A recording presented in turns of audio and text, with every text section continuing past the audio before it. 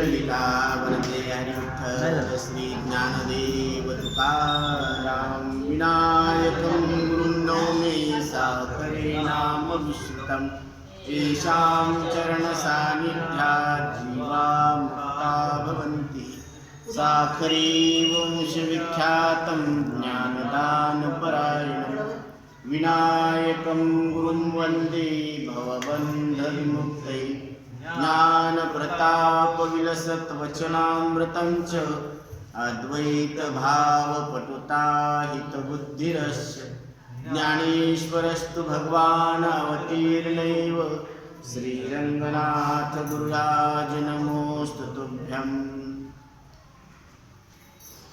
हस्तामलक या ग्रंथामध्ये दुसऱ्या दिवसाची सेवा चालू झालेली आहे। नाथ महाराज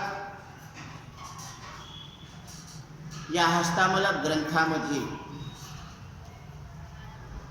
बाळाला प्रश्न करण्यासंबंधी भूमिका मांडतात। तत्पूर्वी काल आपण जे पाहिलेलं आहे हस्तामलक काय आहे, बऱ्याच वेळेस हस्तामलक म्हणजे काय समजत नाहीये, तर त्याबद्दल काय सांगितलेलं आहे याच्याबद्दल थोडंसं आपण चिंतन करू। हस्तामलक एक प्राचीन भारतीय ग्रंथ आहे ज्यामध्ये 12 श्लोक आहेत। आत्मज्ञान हे तळहातावर ठेवलेल्या आवळ्यासारखे स्पष्ट आहे, म्हणून या ग्रंथाला हस्तामलक स्तोत्र सुद्धा म्हटलेलं आहे। आता हस्तामलक हे शंकराचार्यांच्या 4 शिष्यापैकी एक प्रमुख आहे। आता जगद्गुरु शंकराचार्यांचे 4 प्रमुख शिष्य कोणते, तर त्रोटकाचार्य, पद्मपादाचार्य, सुरेश्वराचार्य आणि हे हस्तामलकाचार्य असे 4 शिष्य आहेत। हस्तामलक नावाचा अर्थ तळहातावर आवळा हे एक रूपक आहे जे आत्मज्ञानाची प्रत्यक्षता दाखवत असते। या 12 श्लोकामध्ये ग्रंथाचा सार आहे जो वेदांताच्या सिद्धांतांना अत्यंत संक्षिप्त आणि सखोल रूपाने व्यक्त करत असतो। हा ग्रंथ वास्तविक आत्मा आणि आत्मज्ञानाला, त्याच्या स्वरूपाला, वास्तविक स्वरूपाला सरळपणे दर्शवणारा, प्रत्यक्ष दर्शवणारा। शंकराचार्यांनी या तरुण शिष्याच्या वृत्तीवर भाष्य लिहून त्याची महानता रेखाटलेली आहे। ही गुरुची उदारता आणि त्या शिष्याची असाधारण प्रतिभा या दोघांचं एक प्रतीक आहे। हे स्तोत्र सर्वव्यापक श्रीहरी भगवान विष्णूला संबोधित असून आत्म्याचे अस्तित्वाला प्रत्यक्ष स्वरूपात प्रगट करून दाखवते। हस्तामलक आणि करतळ आमळक हे शब्द वेदांतामध्ये म्हणजे नाथ महाराजांनी याचा बऱ्याच वेळेस उच्चार केलेला आहे अद्वैत रूपाने, जिथे आत्म्याच्या प्रत्यक्ष ज्ञानाला अशा पद्धतीने स्वीकारलेला आहे की जसं तळहात, हस्त म्हणजे काय, तळहात, आणि आमलक म्हणजे काय, आवळा। तळहातावर जसा आवळा प्रत्यक्ष आहे। आणि नाथ महाराजांनी हरिपाठात सुद्धा वर्णन केलेलं आहे, भावबळे आकळे रवी नाकळे करतळे आवळे तैसा हरी। जसं तळहातावर आवळा प्रत्यक्ष आहे तितकाच हरी प्रत्यक्ष आहे। मग त्या प्रत्यक्ष असलेल्या हरीचं दर्शन का होत नाही, प्रश्न आहे। एक तर आपली वृत्ती विखुरलेली असावी, कारण ज्या अंतकरणामध्ये प्रभूचं दर्शन व्हायचं, ज्या अंतकरणामध्ये प्रभू प्रगट आहेत ते अंतकरण विषयामध्ये गुंतलेलं असावं। म्हणून ही आत्मिक ज्ञानाची खोली दाखवत असते। हस्तमालकाचे माता पिता गोकर्ण म्हणजे कर्नाटक जवळ श्रीवली नावाच्या गावात राहत होते। जन्मापासूनच त्याला आत्मसाक्षात्कार झालेला होता। बालपणातील त्याच्या वागण्याने त्याचे आईवडील खूप चिंताग्रस्त होत होते, कारण ते मुके राहायचे आणि आपल्या जवळच्या घटनांना पाहून तो किंचितही प्रभावित होत नव्हता। बेजार झालेल्या आईवडिलांनी त्याला घरातून बाहेर काढले। विश्वगुरु शंकराचार्य जेव्हा भारताच्या पश्चिम भागामध्ये भ्रमण करू लागले आणि वेगवेगळ्या मतांच्या पंडितासोबत शास्त्रार्थ करू लागले, तेव्हा एकदा ते श्रीवल्ली नावाच्या एका गावात आले त्यावेळी त्या गावामध्ये प्रभाकर नावाचा एक ब्राह्मण राहत होता. त्याला आचार्य आल्याची बातमी कळाली. त्यांच्या दारावर आचार्य भिक्षा मागण्यासाठी आले. तेव्हा त्यांना नमस्कार करून सांगितले की हे बाळ लहानपणापासूनच मुके आहे. त्याला काही आवड निवड किंवा मान अपमान याचा बोध नाहीये. हा बालक 8 वर्षाचा झालेला आहे. तो पूर्णतः निष्क्रिय आहे. आचार्यांनी त्या बाळाला प्रश्न विचारला, बाळा तू कोण आहे? तर बाळाने प्रधान उत्तर दिले आणि आपल्या मूळ स्वरूपातील अद्वैत आत्म्याचे वर्णन करून वास्तविक वैदिक ऋषी वामदेवासारखा तो होता. आणि आचार्यांनी त्याच्या आईवडिलांना सांगितले की तुम्ही त्या बाळाला संन्याशाच्या रूपामध्ये त्यांच्या जवळ सोडा, ज्याला त्यावेळी हस्तामलक असं म्हणवलं जात होतं. हे नाव एका प्रसिद्ध रूपकानं आलेलं आहे. आता पुरुषोत्तमानंद स्वामीजी सांगतात त्यांच्या ग्रंथामध्ये की जीवाला पूर्ण सुख किंवा समाधान हे केवळ पूर्ण वस्तूपासूनच होऊ शकते. कारण प्रत्येकाला काय पाहिजे? समाधान पाहिजे. आणि जीवनामध्ये अपूर्ण आणि अनित्य वस्तू किती जरी मिळवल्या, त्या संपत्तीच्या स्वरूपात असो किंवा संततीच्या स्वरूपात असो, परंतु त्यापासून नित्य सुख कधीच प्राप्त होत नाही. त्याच्या प्राप्तीत केवळ सुखाचा भास होतो. बऱ्याच वस्तू मिळवल्या परंतु त्याच्यापासून सुखाचा भास होतो. आत्मिक सुख भेटत नाहीये आणि ते क्षणिक सुख असते. विषय वस्तूचा वियोग झाल्यानंतर संसारातील सुखाचे परिवर्तन दुःखामध्ये होत असते. त्यामुळे अनंत वस्तूच्या प्राप्तीमध्ये परमानंदाची प्राप्ती होत नाही. म्हणून प्रत्येक प्रश्नात जीवाचं गराण आहे की आम्हाला सुख पाहिजे आणि दुःख नको आहे, आणि दुःखाचं कारण सुद्धा नको, आणि सुख असं पाहिजे की ज्याचा कधी नाश होत नाही. देशानं कालानं आणि वस्तूनं ते अमर्याद परमानंद ते आम्हाला पाहिजे. मग प्रश्न असा आहे की अशी कोणती पूर्ण वस्तू आहे जी मिळवल्यानंतर परमानंदाची प्राप्ती होऊ शकते? तर वेदांत शास्त्र आणि सद्गुरूच्या निर्देशानुसार ती वस्तू म्हणजे सच्चिदानंद रूप आत्मा परमात्मा ही आहे. ती आत्मवस्तू नित्य प्राप्तच आहे. बरं ती मिळवायचं आहे असं नाही आहे बरं का, ती नित्य प्राप्त आहे आपल्याला. परंतु अज्ञानामुळे अप्राप्त आहे असं वाटतं आपल्याला. आपल्या आत्मस्वरूपाच्या अज्ञानामुळे ती वस्तू आपल्या जवळ नाहीये, ती प्राप्त नाहीये असं आपल्याला वाटत असतं. शास्त्र व सद्गुरू उपदेश करतात की नित्य ती प्राप्त वस्तू ते आत्मस्वरूप केवळ ज्ञानानं अनुभवाला येत असते. आणि आचार्य सांगतात आत्मा अनात्मा यांचा निवाडा करणं याच्या इतकं पवित्र ज्ञान जगाच्या पाठीवर कुठलंच नाही. आत्मा अनात्मा विवेक ज्ञानम ज्ञानम भवती निर्मलः. म्हणून हीच कैवल्य अवस्था आहे. आणि श्रुती सांगते ज्ञाना देवतु कैवल्यम. ज्ञानाने कैवल्य म्हणजे मुक्ती प्राप्त होते. प्रयत्नानं केलेल्या कर्मापासून सांसारिक अनित्य वस्तू मिळणाऱ्या वस्तूची प्राप्ती होत असते. तेच कर्म जर आपण ईश्वरार्पण बुद्धीनं आणि निष्काम भावनेनं जर केलं तर त्याने अंतःकरण शुद्ध होते आणि शुद्ध चित्तामध्ये आत्मा लवकर प्रगट होत असतो, कळत असतो. अशा प्रकारे शुद्ध चित्त व मुमुक्षुत्व संपन्न साधक बोधाला योग्य झाल्यावर सद्गुरू कृपेने आत्मज्ञान प्रगट होत असते. त्याचे अज्ञान नष्ट होते आणि त्याला करतळामळक म्हणजे तळहातावर ठेवलेला आवळा जितका प्रत्यक्ष असतो त्याचप्रमाणे पूर्ण आत्मस्वरूपाचा साक्षात्कार होतो. पूर्वार्जित पुण्याच्या फळस्वरूप साधना परिपक्व झाल्यामुळे हस्तामलकाला बालपणातच सर्वज्ञता प्राप्त झाली होती. बालपणातच आत्मसाक्षात्कार करणाऱ्या हस्तामलकाचार्य आणि भगवान श्री शंकराचार्य यांच्या शिष्यत्वात आत्मज्ञानासंबंधी जी काही चर्चा झालेली आहे ना, त्या चर्चेला हस्तामलक स्तोत्र असं म्हणतात. या श्लोकामध्ये कर तळामळक म्हणजे तळहातावर ठेवलेला आवळा जितका प्रत्यक्ष आहे तर तितक्याच प्रत्यक्षत्वानं स्पष्टीकरणासह आत्मज्ञान प्रगट झालेला आहे. हा मुमुक्षु साधकांना त्यांच्या हितासाठी आचार्यांची एक महान देणगी आहे. संत एकनाथ महाराजांनी या श्लोकांच्या अर्थ स्पष्ट करण्यासाठी मराठी भाषेमध्ये पद्यात्मक टीका लिहिलेली आहे, जो हा ग्रंथ आहे.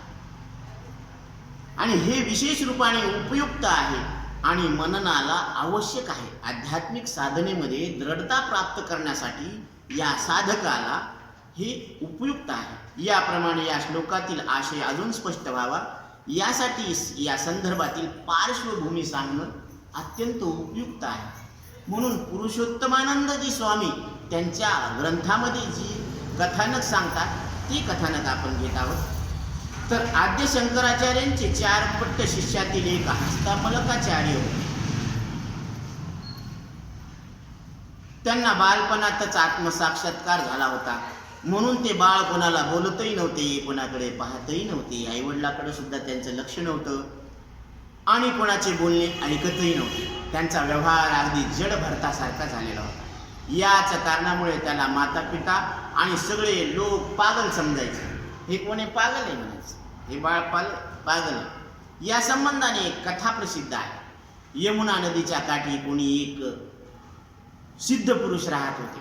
एक वेळ एक ब्राह्मण स्त्री तिथे स्नानाला आली आणि मी स्नान करून येते तोपर्यंत हे बाळ तुमच्या जवळ असू द्यावं असं त्यांनी समर्पण केलं. तिथं बाळाला सांभाळ करण्यासाठी सांगितलं. त्या महात्म्याच्या निगराणीमध्ये त्यांच्याजवळ तिच्या लहान बाळाला सोडून गेली. आता ते सिद्ध पुरुष असल्यामुळे त्यांना पाहता पाहता क्षणामध्ये काय झाली, समाधी लागली आणि ते बाळ रांगत रांगत असं त्या नदीकाठी गेलं आणि त्या नदीमध्ये बुडून मरण पावलं. आणि ते मरण पावलेलं बाळ परत ती स्त्री जिथं स्नान करत होती त्या ठिकाणी येऊन थांबलं. मग त्या स्त्रीनं पाहिलं की हे तर आपलंच बाळ आहे. मग तिनं रडायला सुरुवात केली. ते बाळ गुडघ्याने रांगता रांगता नदीत पडले. नदीच्या प्रवाहामध्ये वाहून त्या बाळाचा देह तिथे पोहोचला जिथे त्याची आई स्नान करत होती. आपल्या अमृत बालकाला पाहून दुःखी होऊन रडू लागली. ती आपल्या अमृत बाळाला घेऊन त्या योगी महाराजाजवळ येऊन रडू लागली. महात्म्याची समाधी जेव्हा उघडली आणि समोर त्यांनी पाहिलं की हे मृत बाळासोबत तिची आई रडत आहे, तर हा सगळा वृत्तांत त्यांनी समाधीमध्ये पाहिला, तपोबलानं पाहिला. त्यांचे हृदय पाणावले, करुणा फुटली त्यांना आणि योग सामर्थ्यांनी त्यांनी स्वतःचा देह ठेवला, त्याग केला आणि त्या बाळाच्या शरीरामध्ये प्रवेश केला. आणि ते बाळ म्हणजे बालपणापासूनच ज्ञानी ते बाळ हस्तामलक या नावानं प्रसिद्ध झालेलं आहे. अशी याच्या मागची कथा पुरुषोत्तमानंद महाराजांच्या ग्रंथामध्ये आलेली आहे. आता काल जिथपर्यंत आपला विषय आलेला होता, चिंतन आलेलं होतं, त्याला आपण पाहू. प्रत्यक्ष देहसंबंध दिसत असताना त्याच्या स्पष्टीकरणाची आचार्यांना अपेक्षा होती की हे बाळ म्हणतं की मी हे नाही ते नाही, 4 वर्ण नाही, 4 आश्रम नाही, मी मनुष्य नाही, ब्राह्मण नाही, क्षत्रिय नाही, शूद्र नाही. तर प्रत्यक्ष देहसंबंध दिसत असताना तो म्हणतो आत्मबोध आहे, मला आत्मबोध आहे. तर त्या आत्मबोधाला जागृत करून स्पष्टपणे सांगावा असे आचार्यांचे वचन ऐकून आत्मस्वरूपाबद्दलचे गुह्य ज्ञान खवळून आले त्या बाळकाच्या अंतःकरणातले आणि उल्हासाने पूर्णपणे उत्तर देताना आनंदाचा पूर्ण झरा सुरू झाला. तर आचार्य सांगतात, निमित्तं मनश्चक्षुरादी प्रवृत्तो निरस्ताखिलोपाधिराकाशकल्पा रविर्लोकचेष्टा निमित्तं यथाया सनित्योपलब्धि स्वरूपोऽहमात्मा सनित्योपलब्धि स्वरूपोऽहमात्मा. हस्तामलकाचे आपण उपाधिरहित आत्मा असल्याबद्दलचे सूर्याच्या दृष्टांताने निरूपण केलेलं आहे. फार सुंदर चिंतन आता येणार आहे. तर हस्तामलक काय सांगतात? चित्त चतुष्ट अंतकरण ग्रंथार्थी त्यासी मनती मन श्रवण मनन त्वचा घ्राण रसनेशी जाण ज्ञानेंद्रियही. आता नाथ महाराजांनी मूळ चिंतनाला हात घातलेला आहे की चित्त बुद्धी अहंकार अंतकरण यांना ग्रंथार्थाने मन असे सांगितलेले आहे. चित्त चिंतन करत असतं, बुद्धी निर्णय घेत असते पोथीला जावं का नाही जावं. पण आता जायचंच काय हो, असा निश्चय ठाम केला. याला काय म्हणायचं? बुद्धी. जावं का नाही जावं, जावं का नाही जावं, याला मन म्हणायचं. म्हणजे संकल्प विकल्प कर. आणि तिथं गेल्यावर महाराज काय सांगतील ते चिंतन करायचं. याला चित्त म्हणतात. आणि ही सगळी व्यवस्था कोणी केली? मी केली. याला अहंकार म्हणतात. करतेपणा, मीपणा करतो. त्याचप्रमाणे आपल्याला त्वचेनं स्पर्श कळत असतो, नाकानं वास कळत असतो, जिभेनं रस कळत असतो आणि डोळ्यानं रूप कळत असतं. तर हे 5 ज्ञानेंद्रिय आहेत. आता 5 कर्मेंद्रिय आहेत. हातानं देणं घेणं, वाणीनं बोलणं, पायानं येणं जाणं, गुदाने मलत्याग करणं आणि श्लिष्णाने मूत्र विसर्जन करणं. ह्यांचे 5 कर्मेंद्रिय. याचं ज्ञान कुठं होतं? प्रत्येकाला मनात होत असतं. आणि ज्ञानेंद्रियाद्वारे विषयाचं ज्ञान होत असतं. आता आवळा आहे, तळ हातावर ठेवलेला आवळा आहे. मग तो आवळा दिसला कशानं? डोळ्यानं. डोळ्याद्वारे त्या आवळ्याचं ज्ञान मनामध्ये झालं. बरोबर. आता तो आवळा कसा आहे? तिखट आहे का, गोड आहे का, तुरट आहे? तर तुरट आहे तुमच्यातून सांगितलं. मग तुम्हाला ती चव कशानं कळाली? जिभेनं कळाली. मग जिभेनं त्या रसाचं ज्ञान तुमच्या अंतःकरणात झालं. ही प्रक्रिया नाथ महाराज सांगतात की कर्मेंद्रियामुळे क्रिया होते आणि ज्ञानेंद्रियाद्वारे अंतःकरणामध्ये ज्ञान होतं. या दोन्हीमुळे मनुष्य देहात त्या त्या पद्धतीने कर्म होत असतात. हे शरीराचं कर्म आहे, वाणीचं कर्म आहे आणि मनाचं कर्म आहे. शारीरिक, मानसिक आणि वाचिक कर्म म्हणतात याला. तर प्राणामुळे इंद्रियामध्ये चेतना येत असते. या शरीरामध्ये प्राण आहे, या प्राणामुळेच इंद्रियामध्ये काय येत असते? चेतना. आता जर हालू लागलं बोट तर ते काय म्हणते? आला आला आला, हाय हाय हाय हाय. हाय म्हणजे कोण आहे? इथं चेतना आहे. म्हणजे डॉक्टरला आनंद होतो, त्यांच्या आपतेष्टांना नंतर होतो, पण त्याच्या आधी डॉक्टरला माझे यश कामी आले इथं. म्हणून ही चेतना आत्मत्वाने मी प्राणाचा सुद्धा प्राण आहे. ही सगळी कशामुळे चालायली? ही शरीर प्राणामुळे. आणि या प्राणाचा सुद्धा प्राण मी आहे. प्राणामुळे, यामुळे वेदाने स्वतः मला नित्यत्वाने जाणायला सांगितले आहे. वेदाने जो वेदाचा अर्थ सांगितला त्यात परमार्थाचे गूढ रहस्य आहे. माझ्यासाठी इंद्रियाची गोष्ट व्यर्थ आहे, कारण इंद्रियाने माझा अर्थ होत नाही. आता आपण आत्मा शोधायला चाललो, पण काय आहे आपल्याकडं? आत्मा पाहण्यासाठी साधन काय? हे ज्ञानेंद्रिय 5 आणि कर्मेंद्रिय 5. या इंद्रियांनी आत्मा कळन का? तुम्ही तुमच्या मनाला प्रश्न करा की तुमचं मन डोळ्यानं दिसतं का? कानानं मनाचा आवाज ऐकू येतो का? नाही. नाकानं मनाचा वास येतो का? नाही. जिभेनं मनाचा रस चाखता येतं का मनाला? नाही चाखता येत. बरं, हातानं मनाचा स्पर्श करता येतो का? आता हे फूल आहे, याला स्पर्श करता येतो, पण मनाला स्पर्श करता येतो का? नाही. ज्याचं त्याचं मन ज्याला त्याला प्रत्यक्ष आहे, तसं त्या मनामध्ये जो जाणणारा आत्मा प्रगट आहे, तर तो ज्याचा त्यालाच प्रत्यक्ष. हे सगळ्याला सगळं प्रत्यक्ष होत नाही, कारण इथं आत्मा आहे, इथं आत्मा आहे असं जर म्हटलं प्रत्येक, मग सर्वाघटी राम देहा देही एक सूर्यप्रकाशक समस्त सहस्त्र रश्मी. म्हणून नाथ महाराज इथं सूर्याचा दृष्टांत देतात की इंद्रिय मला जाणत नाही, इंद्रियाच्या प्रवृत्तीला मुख्य हेतू मी आहे. माझे अलिप्तत्व सांगणारा सूर्याचा दृष्टांत ऐका. सूर्य स्वतः न उठता, म्हणजे आता झोपलं कोण? आपण. मग उठणार कोण? आपण. सूर्य झोपला का? सूर्य झोपला नाही म्हणून उठण्याचा प्रश्नच येत नाही. हा साधं गणित आहे समजण्यासारखं. तर सूर्य स्वतः न उठता पण स्वतःच्या प्रकाशाने समस्त लोकांना झोपेतून उठवतो आणि त्या लोक व्यवहारापासून अलिप्त राहतो. कसा अलिप्त राहतो? जसं सूर्यप्रकाश चिखलावर पडला तर तो घाण होतो का? बरं ठीक आहे. सुगंध म्हणजे फुलावर पडला तर तो सुगंधित होतो का? नाही. म्हणजे वस्तूच्या धर्माहून तो अलिप्त आहे, तो त्यांना प्रकाशित करतो, पण त्याचे धर्म आपल्या अंगाला चिटकू देतो का? नाही. म्हणजे सगळ्या वस्तूला प्रकाशन करून सूर्यप्रकाश जसा त्या वस्तू आणि वस्तूच्या धर्माहून अलिप्त आहे, तसाच आत्मा म्हणजे मी इंद्रिय आणि त्याच्या व्यवहाराला प्रकाशन करून मी त्याच्यापासून अलिप्त आहे, असं नाथ महाराजांचं म्हणणं आहे. सर्व लौकिक कर्मापासून तो अलिप्त आहे, तर मग मी ज्ञान सूर्य कर्मात कसा लिप्त होईल? अहो, जर जड सूर्य जर व्यवहारामध्ये त्या वस्तूच्या कर्मामध्ये लिप्त होत नाही, तर मी आत्मा असताना मी कर्मात कसा लिप्त होऊ शकेल? कारण आपल्याला वाटतं की मी हे चुकीचं कर्म केलं म्हणजे मी पापी आहे, आणि मी हे चांगलं कर्म केलं म्हणजे मी पुण्यवान आहे. अशी ती आपल्या अंतःकरणामध्ये एक समज आहे. तिला दूर करण्यासाठी नाथ महाराज सांगतात की मी सूर्याचा सूर्य, ज्ञान सूर्य आहे. म्हणून ज्ञानोबराय सांगतात, ज्योतिषाम पिता ज्योतिष तमसा परमुच्यते.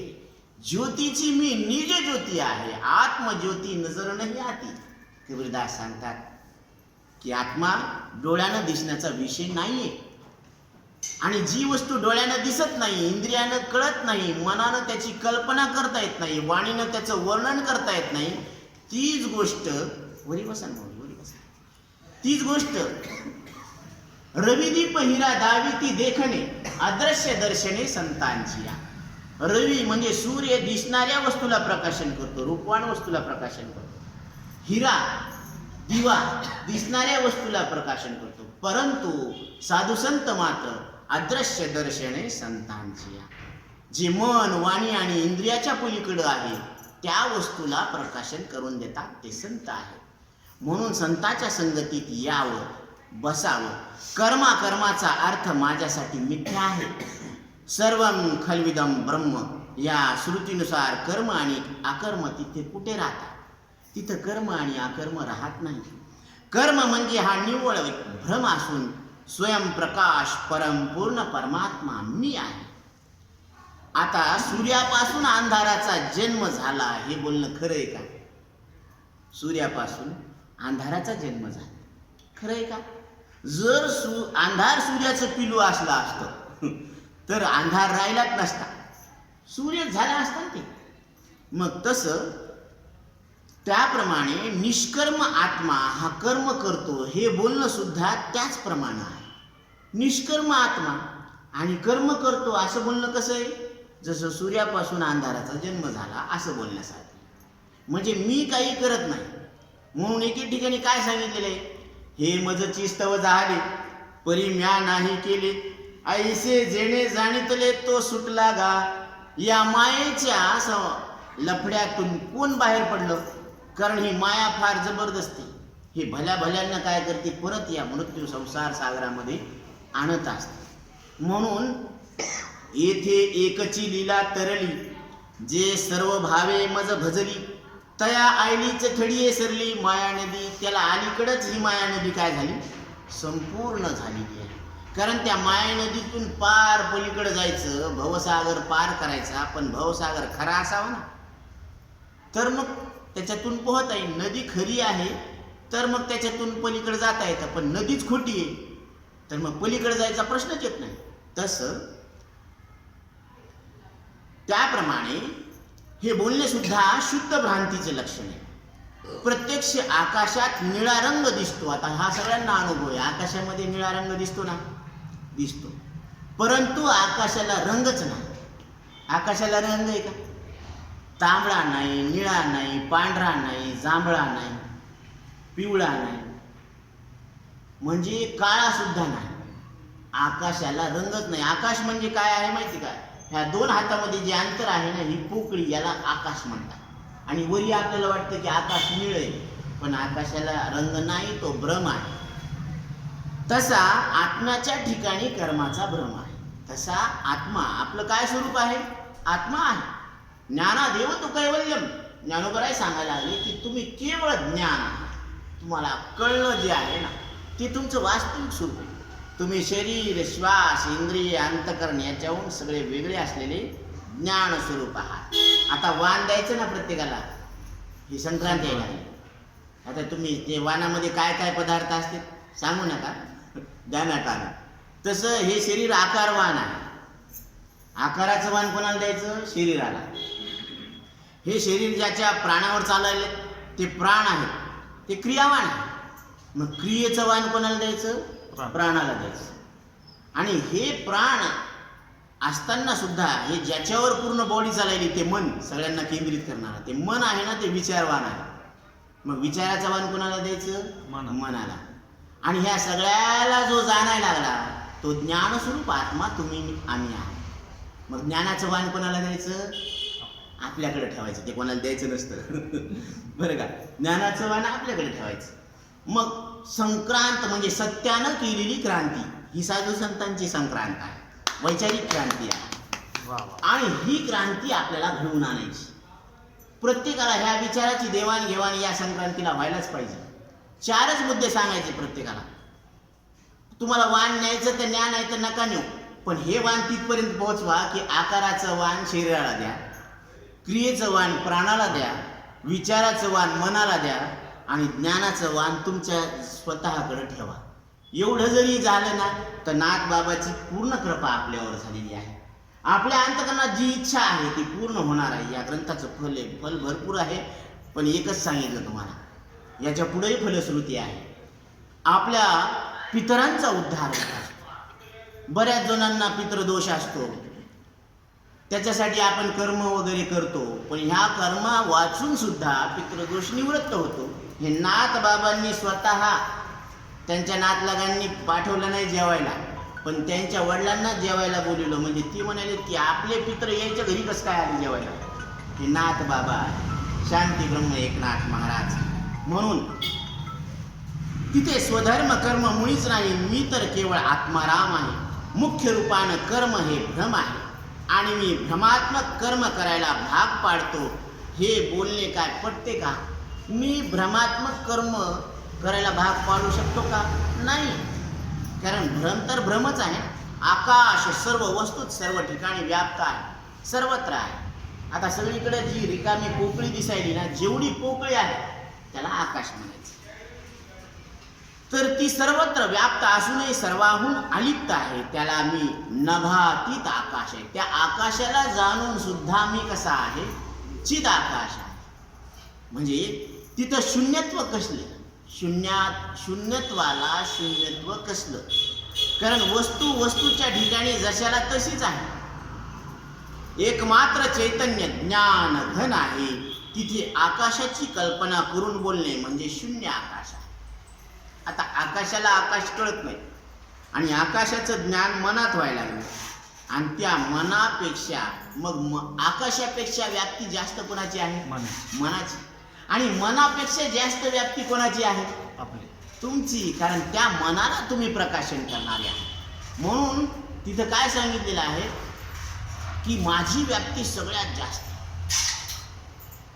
म्हणून त्याला निराकार म्हटलेलं आहे, व्यापक म्हटलेलं आहे. विभू आणि आधार नाम रूपास ते स्वतंत्र आणि स्वयं ब्रह्म मीच आहे. ते स्वतंत्र आणि स्वयं ब्रह्म कोण आहे? मी आहे. आत्मा केवळ निष्कलंक आहे. आता याला एक उदाहरण देतात नाथ महाराज. राजाचं पोरग, आता गल्लीतले जे पोरं होते ते सगळे गरीबच होते ना, त्यांच्याकडे वस्त्र नसायचे आणि ते भोवळेच जायचे. असे 4-5 गल्लीतले पोरं खेळू लागले आणि त्यांच्या खेळण्यामध्ये या राजाचं पोरग गेलं. आणि खेळता खेळता काय झालं, त्या राजाच्या मुलाच्या हातातली अंगठी हरवली.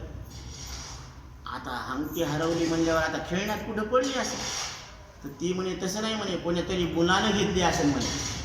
मग राजाचा मुलगा ते खेळ झाल्यावर घरी गेला. त्यांनी राजाला सांगितलं की माझी अंगठी हरवली. मग त्यानं त्या सगळ्या लेकराला तो कोणासोबत खेळत होता त्या सगळ्या लेकरांना समोर पेश, राजदरबारात पेश केलं. आता ते म्हणायला लागले की बाबा ह्या मुलाची, राजकुमाराची अंगठी हरवली. ते म्हणले घ्या झडती. आमचे लेकर तर असे येते, याचे अंगाला तर कपडेच नाहीत. मग लपवण्याचा प्रश्नच येत नाही ना. अंगठी घेतली असेल तर सापडणार ना. आता अंगठी घेतलीच नाही तर काय सापडणार? आरोप लागला चोरीचा, अंगठी चोरली, पण चोरायला काहीतरी खिसा असायला पाहिजे ना त्याने ठेवायला. हे पण आमचे लेकरे असे येतं, बंगळेच येते. कुठं तपासायचं तपासा, काय तपासणार? तपासणं गेलं, कपडेच नाही तर ही लपवण्याची जागाच कोणती मग शिल्लक राहील. तसं तुम्ही आरोप लावायला लागली की आत्मा कलंकित आहे, काय कर्म करतो. हा, आत्मचैतन्य निष्कलंक आहे, त्याला शून्यत्वाचा विटाळ नाही. ते म्हणतील की इथं कोणीच नाही, शून्यम शून्यम शून्यम शून्यम. हो हो, पण शून्य म्हणणारा शून्य नाही ना. इथं शून्यत्वाचं खंडन झालेलं. वेदांत शास्त्र सांगतं की शून्याला जाणणारा शून्य नाही, म्हणजे ते सत्य आहे. आणि जे सत्य आहे ते चित स्वरूप आहे, म्हणजे चैतन्य आहे, ते सुंदर आहे. म्हणून सत्यम शिवम सुंदर, कारण त्याचा नाश होत नाही ना. आणि प्रत्येकाला आवडतं की माझा नाश होऊ नये. अशी कोणाची इच्छा आहे की मी लवकर मरावं? कोणाची इच्छा नाही. कोणालाही बरोबर वाटतं की मी 4 दिवस अजून टिकावं. बरोबर आहे ना. आवडत्या वस्तूची शपथ घेऊन सांगा की मला कसं वाटतं 4 दिवस अजून राहावं.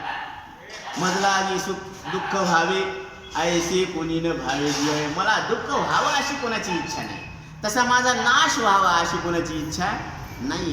म्हणून ज्याचं जसं स्वरूप आहे ना तशी त्याला इच्छा होत असते. कारण तुमचं स्वरूप, तुमचा स्वभाव अविनाशी आहे. म्हणून भगवद्गीता सांगते अविनाशी तु तद्विद्धी येन सर्वमिदं ततं विनाशम व्यवस्यास्य न कश्चित कर्तुमर्हति. अर्जुना, तू अविनाश आहेस. म्हणून अविनाश करी आपुली आईसे लावी मना पिसे गोविंदाचे. देवा, माझ्या मनाला पिस गोविंदाचं लाव. माझ्या मनाला सध्या पिसे पण संसारातल्या वस्तूचे. तिकडून चित्त काढ आणि तुझ्या चरणी लाव. माझे मना लागो छंद नित्य गोविंद गोविंद. म्हणून मार्गी हळूहळू चला मुखाने दत्त दत्त बोला. कपाळी केशरी गंध दत्ता मला तुझा छंद. कपाळी केशरी गंध दत्ता मला तुझा छंद. कपाळी केशरी गंध दत्ता मला तुझा छंद. हे दत्तात्रय अवधूत चिंतन श्री गुरुदेव दत्त. अशा पद्धतीनं माझ्या मनाला तुझ्या चरणी लागू दे. म्हणून हे चित्त कशामध्ये गुंतलेलं आहे? विषयामध्ये. इंद्रिय सुद्धा तिथंच रमतात. इंद्रिय सुद्धा आपापल्या विषयाकडे धाव घेतात. पहा ना, कालचा गुलाबजामुन जर गोड लागला तर आजही वाटतं की आज बी खाल्ल्यावर गोड लागेल ना. कालचे भजे जर इतके टेस्टी होते तर आज बी भजे कसे लागेल. कालची सर्कस जर इतकी चांगली होती तर आज बी सर्कस पाहायला जायला काय हरकत आहे. म्हणजे विषय आपापल्या, इंद्रिय आपापल्या विषयाकडे धाव घेतात. म्हणून डोळा रूपाकडेच धाव घेईन, कान शब्दाकडेच धाव घेते, नाक वासाकडेच धाव घेईन.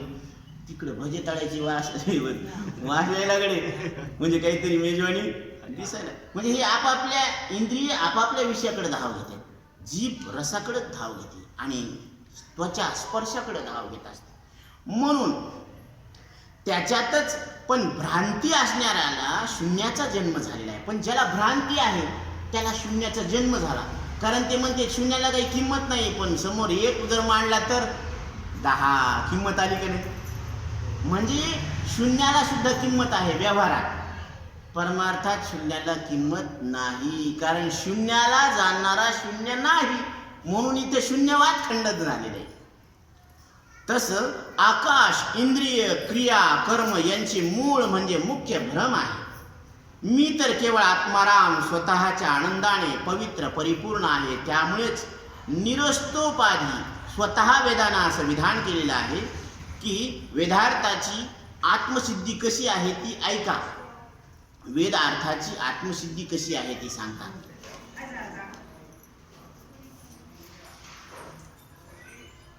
प्रपंच एक झाला होता, हितो समूळ मिथ्या वार्ता.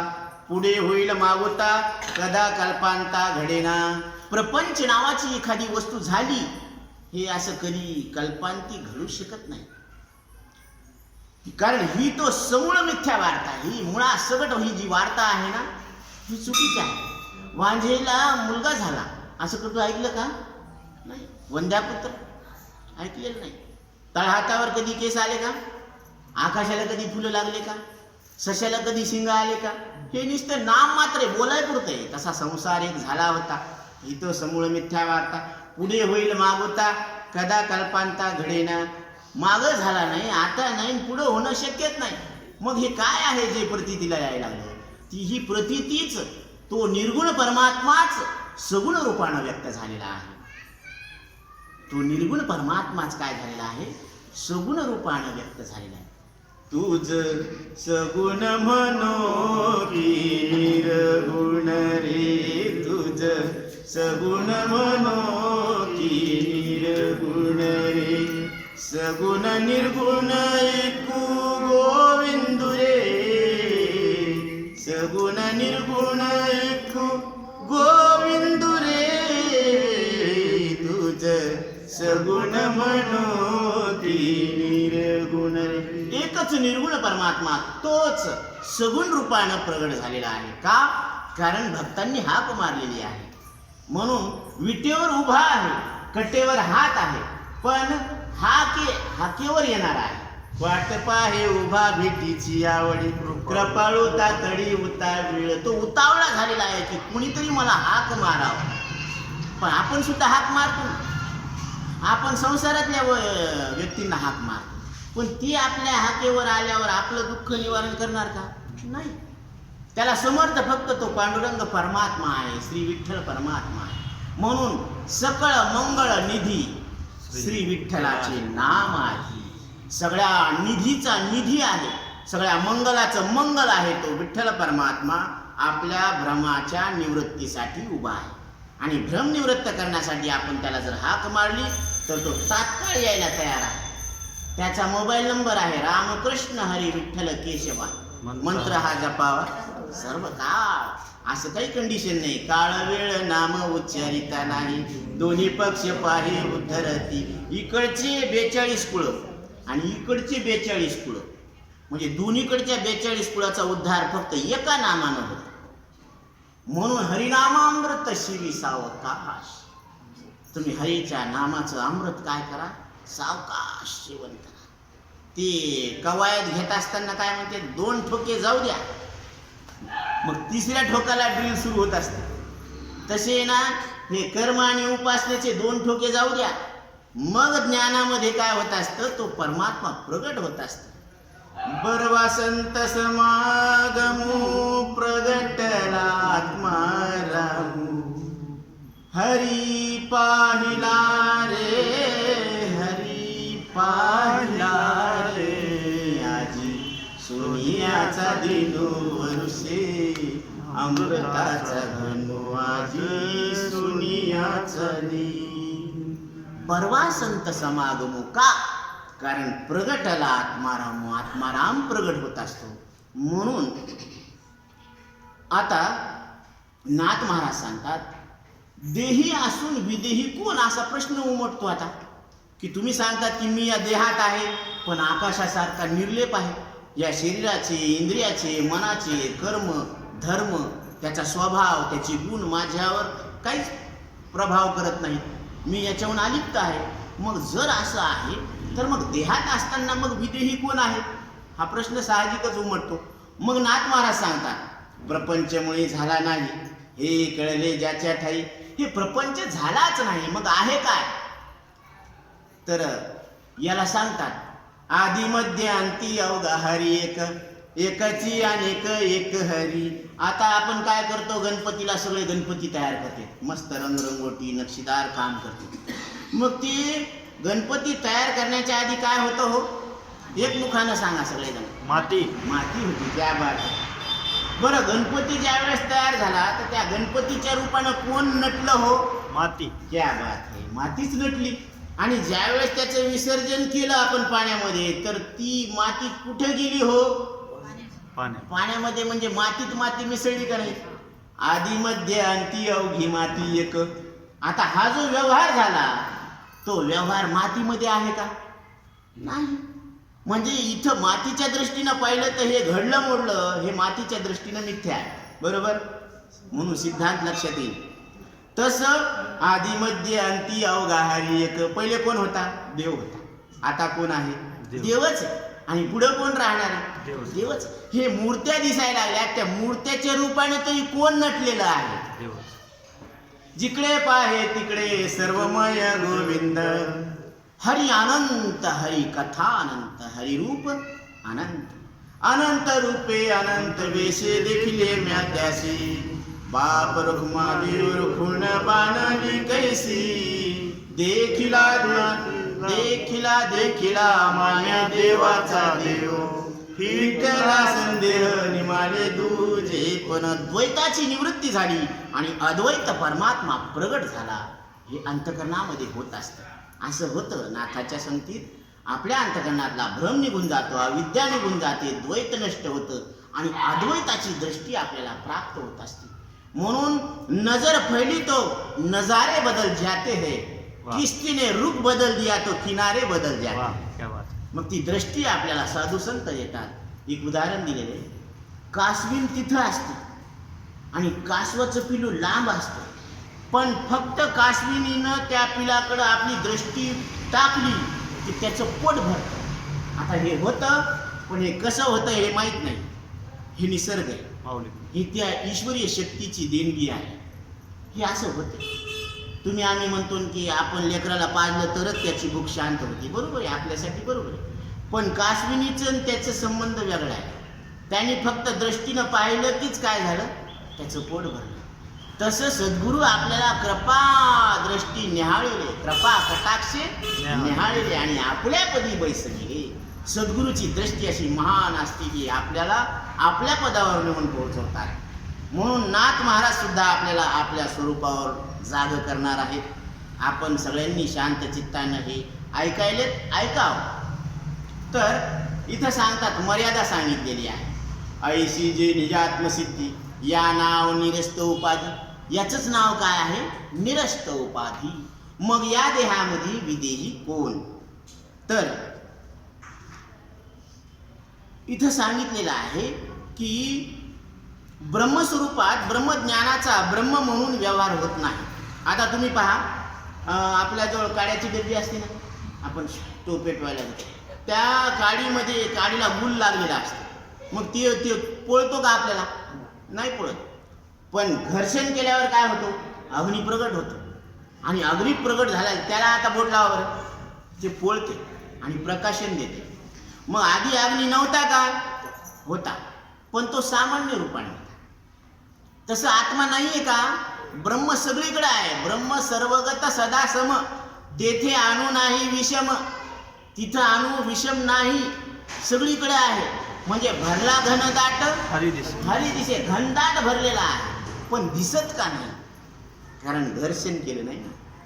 म्हणून विवेकाचं घर्षण व्हावं लागतं, तेव्हा कुठं आत्मा प्रगट आहे असं लक्षात येतं. मग घर्षण केल्यावर ते पोळतं आणि प्रकाश देतं. तसं चैतन्याची प्रगटता कुठं आहे, जिथं शरीर इंद्रिय श्वास अंतकरणाची उपाधी आहे, त्या उपाधीमध्ये शरीर हे चैतन्य प्रगट होतं. मग तिथं कळण्याचा व्यवहार होतो. तसं आता इथं मुक्त म्हणणारेच वेळे आहेत. असे मुक्तीचे मूळ खोडल्या जाते. कारण मुक्त कशामुळं, बद्धची जेधवा नाही. मुक्त म्हणून काही मी बांधलेलाच नाही, तर मुक्त कशावरून म्हणावं. म्हणून मुक्तीचं सुद्धा मूळ इथं फोडल्या गेलेलं आहे. सच्चिदानंद या नावाची त्रिपुटी बुडून जाते.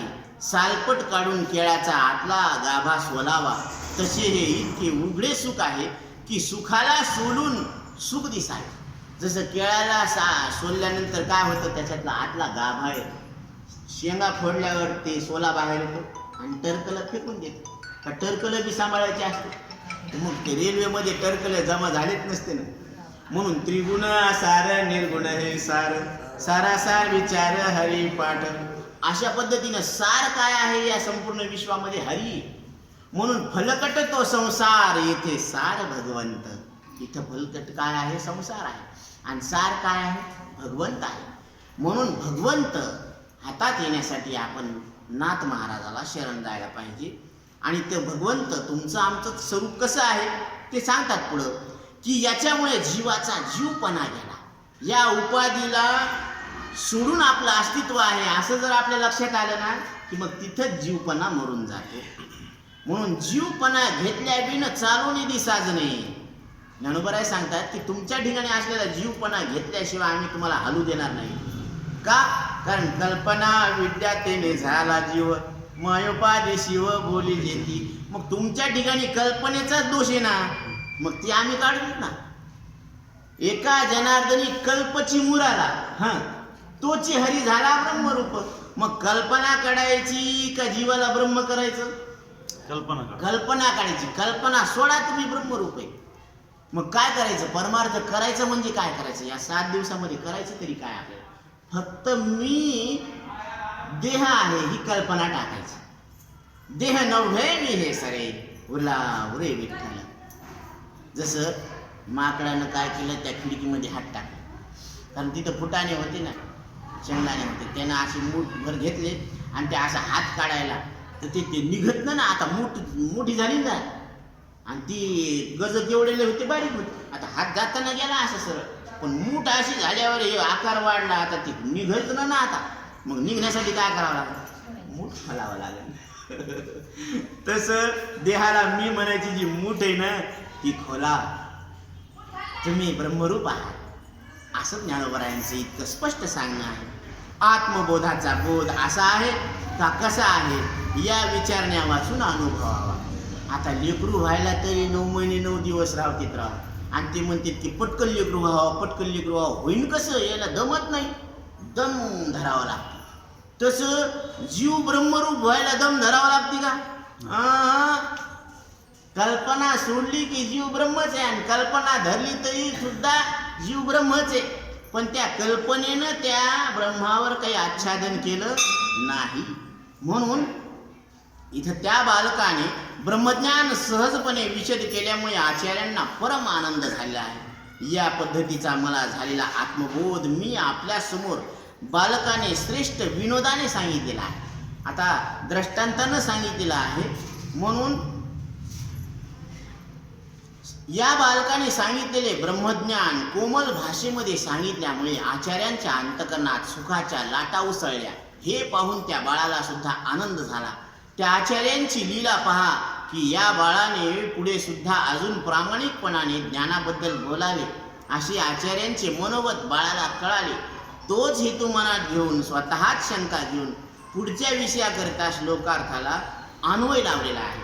आता बाळकानं काय सांगितलं? त्या बाळाने जे ब्रह्मज्ञान सहजपणे विशद केले त्याच्यामुळे आचार्यांना परम आनंद झाला. आणि परत बाळानंच शंका केली, आणि तेच पुढं निरसन करणार आहे. काय शंका केली? आत्मा व इंद्रिय यांचा संबंध काय? मग इथं आपण आपला आणि इंद्रियाचा संबंध काय? माझा आणि हाताचा संबंध काय आहे? माझा आणि डोळ्याचा संबंध काय आहे? असं जर कोणाला प्रश्न जर उठत असेल तर त्याचं उत्तर सांगतात. आत्म्यामुळे इंद्रिये विषयात प्रवृत्त होतात. आत्म्यामुळंच इंद्रिये विषयामध्ये प्रवृत्त होतात. हे कोण्या अर्थाने बोलावे? स्वतः इंद्रिये आत्मशक्तीने कर्मात प्रवृत्त का होत नाही? स्वतःच इंद्रिये त्या कर्मामध्ये का प्रवृत्त होत नाही? अशी शंका घेताल त्याविषयी उत्तर आहे का? इंद्रियाला जडत्व आहे. इंद्रिय कशी आहे? जड आहे. इंद्रिय, हाताला हात कळत नाही, पायाला पाय कळत नाही. मग आत्मा प्रकाशित वस्तूला प्रकाशन करणारा प्रकाशक आहे. म्हणून इंद्रियांना आत्म्याचीच सत्ता आहे. इंद्रियांना कोणाची सत्ता आहे? आत्म्याची, म्हणजे आपली सत्ता आहे. त्यांना प्रकाशत्व कसे येईल? तर हे पुढच्या श्लोकात सांगतात. यमग्नुष्णवन्नित्यबोधस्वरूपं मनश्चक्षुरादिन्यबोधात्मकानि प्रवर्तन्ताश्रित्य निष्कम्पमेकं सनित्योपलब्धिस्वरूपोऽहमात्मा सनित्योपलब्धिस्वरूपोऽहमात्मा. अग्नी व लोह यांच्या दृष्टांताने आत्मा असंग कसा आहे हे सांगितले. आता कोणाला वाटत असतं की मी फार पाप केलेलं आहे, पण त्या पापाच्या कर्मापासून तुम्ही असंग कसे आहेत हा मुद्दा आहे. अग्नीचे निज लक्षण स्वस्वरूपे स्वये उष्ण, तो त्याशी अवांतरण वेगून स्वये आपण तेजस्वी. नाथ महाराज इथं दृष्टांत देतात. फार सुंदर चिंतन आलेलं आहे. एक 5 मिनिटात आपण त्याला पूर्ण करण्याचा प्रयत्न करू. अग्नी व लोह यांच्या दृष्टांताने आत्मा असंग कसा आहे हे सांगितले. अग्नी स्वरूपाने स्वतः उष्ण आहे. पहा, कुणीही हात लावा, अग्नी कसा आहे? उष्ण आहे, पोळतो ना.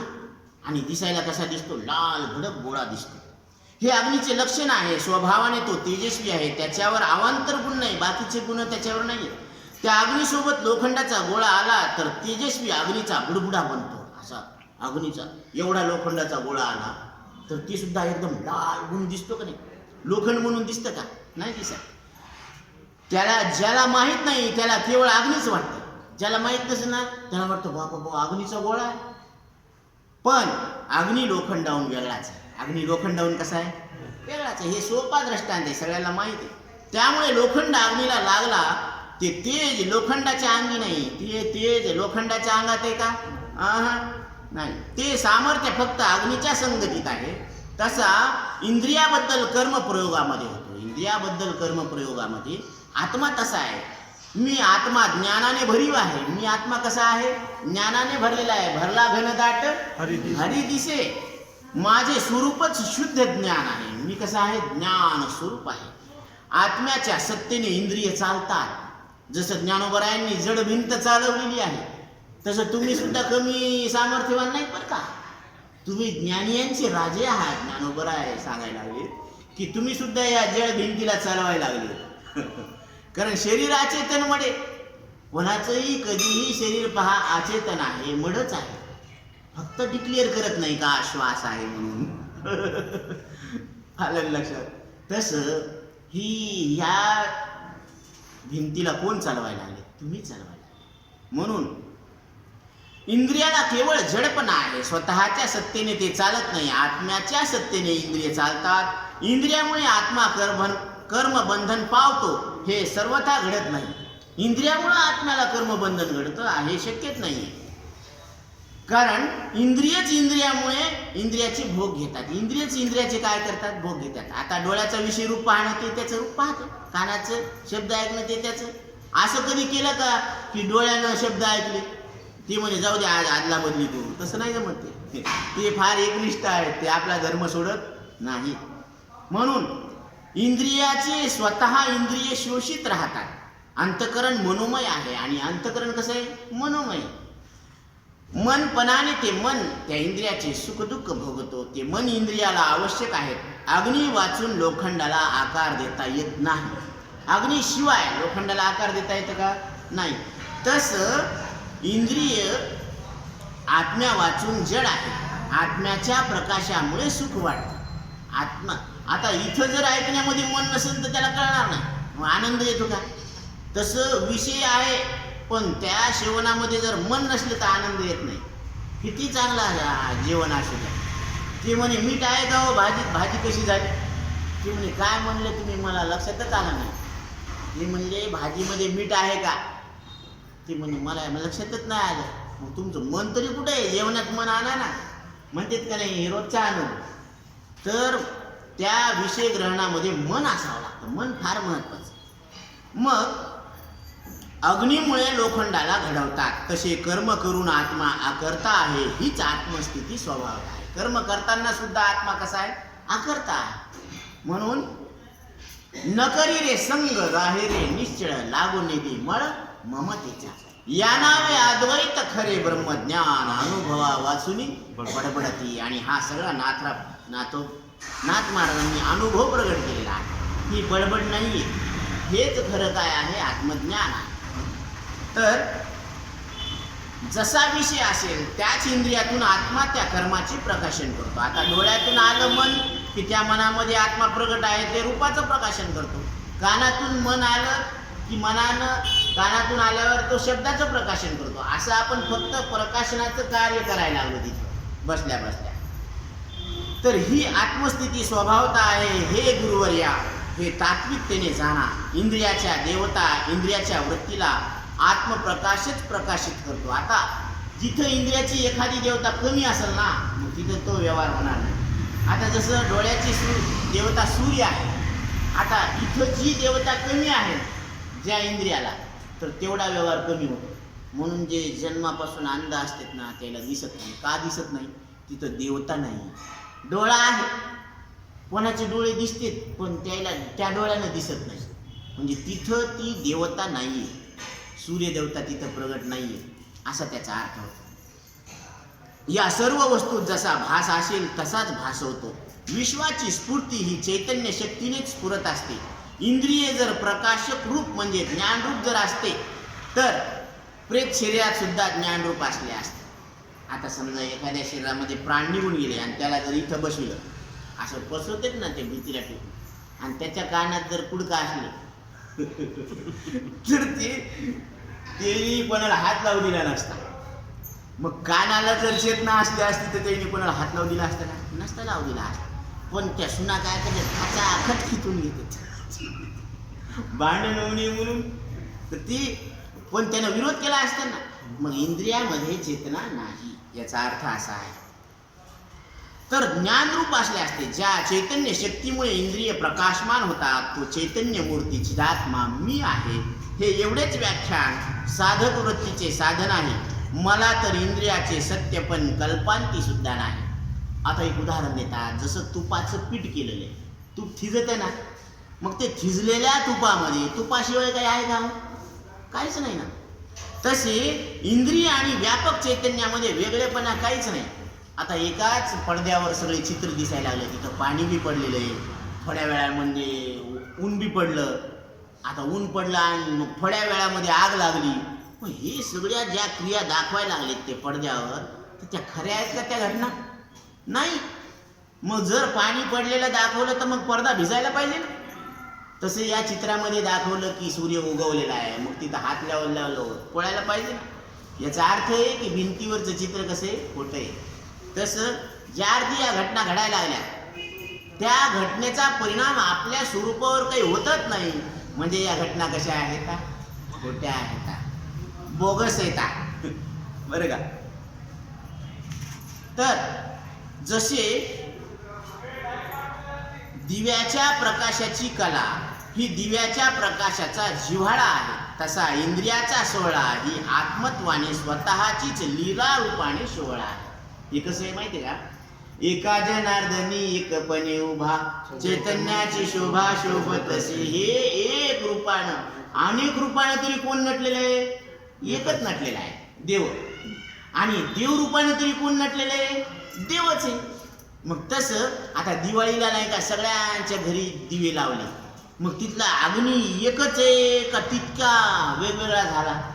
बरं, तितका जरी झाला तरी अनेक रूपानं कोण नटला? अग्नीच नटला ना. मग अग्नीमध्ये काय झालं? शोभा आली उलट. तसं फेस, बुडबुडे, तरंग, लाटा ह्या पाण्याची शोभा आहे.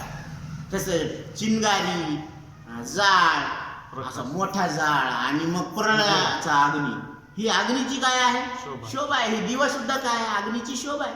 तसं जीव रूपानं, जड रूपानं, देव रूपानं आणि संत रूपानं एकच चैतन्य नटलेलं आहे, म्हणजे ती चैतन्याची शोभा शोभत असे. ही आपली शोभा आहे असं सांगण्याचं तात्पर्य.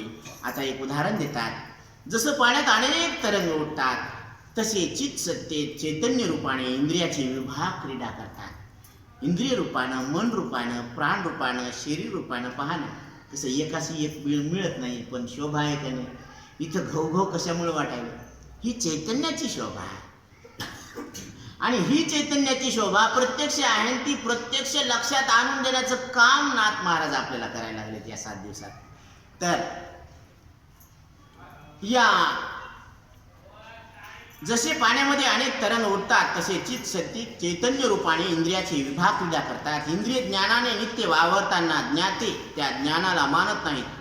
आहे असून रांडवपणा भोगावे तसे ज्ञाते अज्ञानी होतात. आता एक दृष्टांत आहे. एकदा एक जोडपं असं झोपलं होतं पलंगावर झोपला आणि त्या बायकोला असं स्वप्न पडलं की माझा पती मेला. आणि आता नाही का सगळे बांगड्या फोडायला लागलेत, ते कुंकू पुसायला लागलेत आणि ती मोठमोठ्यानं रडायला लागली. आता ती मोठमोठ्याला रडायला लागली आणि हे बाजूला झोपलेलं होतं तर हे बी उठलं तिच्या रडण्याचा आवाज ऐकून. ती म्हणे काय झालं? आता ती म्हणायला लागली, अहो काय सांगावं, माझं कुंकू पुसल्या गेलं, माझ्या हातातल्या बांगड्या फोडण्यात आलेल्या आहेत, मी आता विधवा झाले, असं बोंबलायला लागली. आणि समोर कोण बसलेले? पालक बसलेले इथं. बरं का. तर तिच्या रडण्याचा आवाज ऐकून नवरा विचारायला काय झाले, तर ती सांगू लागली असं असं झालं म्हणून. तर हे खरंच तिच्या बांगड्या फुटल्या, तिचं कुंकू पुसल्या गेलं का तो भ्रम होता, स्वप्न होतं ना ते. म्हणून वराड नव्हे स्वप्न गे माय, तसं हे संपूर्ण विश्व काय आहे, स्वप्न आहे. म्हणून तिथं सांगितलेलं आहे की हे भ्रमाचे सामर्थ्य आहे, असंच सज्ञान जपतात. जो म्हणतो मला अज्ञान आहे त्याला खरा ज्ञानी म्हणतात. विकल्पाची विटंबना तत्वतः तेच मानत नाही. जे इंद्रिय ज्ञानाला मानत नाही त्याला लोक ज्ञानी म्हणतात. बाप रे बाप, हे केवढं विकल्पाचं विंदान आहे. म्हणून हे अशामुळेच अज्ञान दृढ होत असतं. आता ऊसाच्या शेंड्याला फळ येईन का? ऊस त्याच्या शेंड्याला फळ येईन का? काय पागल माणूस आहे. अरे ऊसच असं एक फळ आहे की ज्याच्यामध्ये कुणी बी खाते, गोडच लागत आहे. खालून खा, वरून खा, मधातून खा. ऊस आहे डोंगापरी, रस नो हे डोंगा.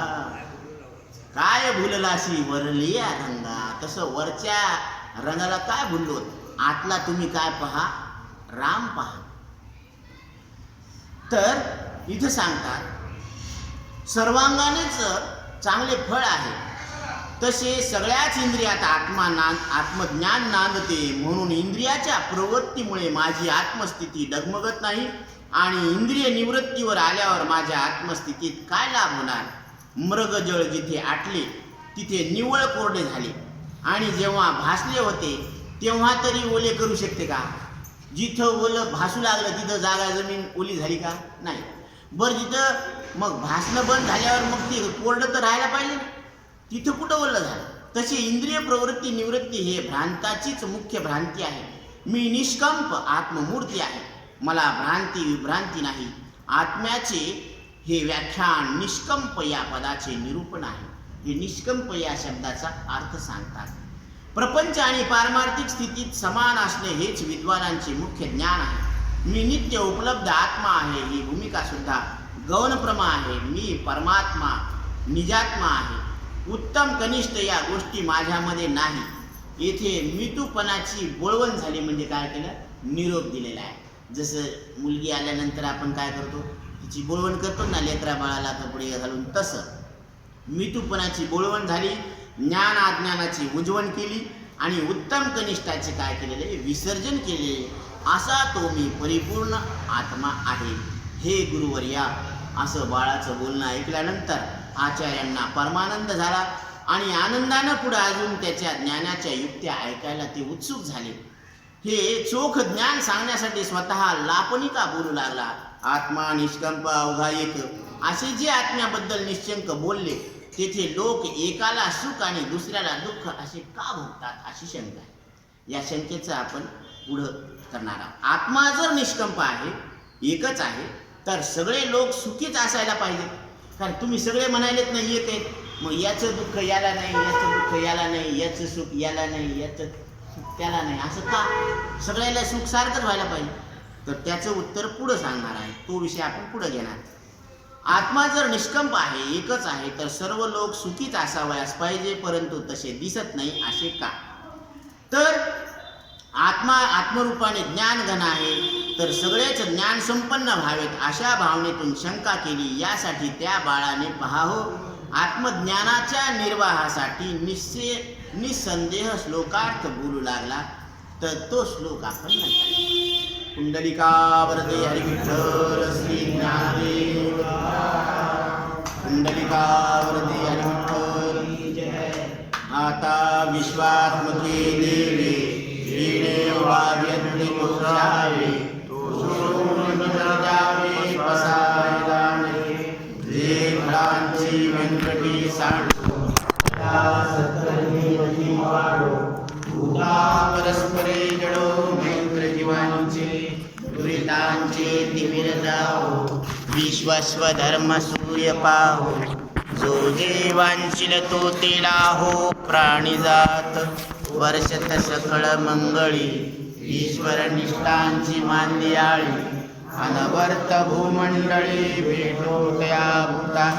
चला कल्पतरूंचे आरव, चेतना चिंत चिंतामणीचे गाव बोलते जे अर्णव विदुषांचे चंद्रने लांछन मातंडते कापहीन ते सर्वाही सदा सज्जन सोयरे होतो पूर्णता सर्वसुखी पूर्ण होती लोकी भजतो आदित्योके अखंडीय आयो ग्रंथोपजीवे विशेष लोकी द्रष्टा दृष्ट विजय हुआवे